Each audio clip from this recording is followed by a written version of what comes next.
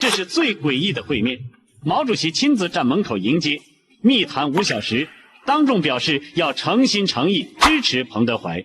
然而，所有的希望卻在臨別時，毛主席突然拋出的一個問題中瞬間化為泡。1965年9月23日，毛主席與彭德懷進行了一次看似友好的長談，還當着劉少奇、鄧小平的面表示要誠心誠意支持彭德懷。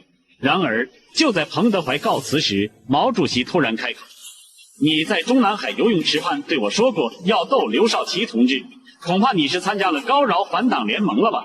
彭德懷瞬間愣住了，但還沒來得及解釋，毛主席已經轉身走開了。回到家後，彭德懷把這個問題在腦子裡翻來覆去想了2天2夜，他實在想不起來自己什麼時候說過這樣的話。最後他認定這是毛主席記錯了。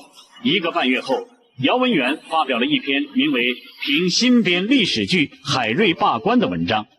毛主席後來說，海瑞罷官的要害是罷官，嘉靖皇帝罷了海瑞的官。1959年，我們罷了彭德懷的官，彭德懷也是海瑞。原來那場談話是暴風雨前的寧靜。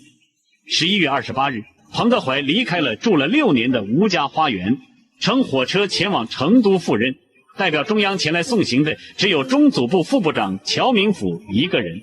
1年後，彭德懷被揪回北京，遭受到反动派的批鬥和毒打。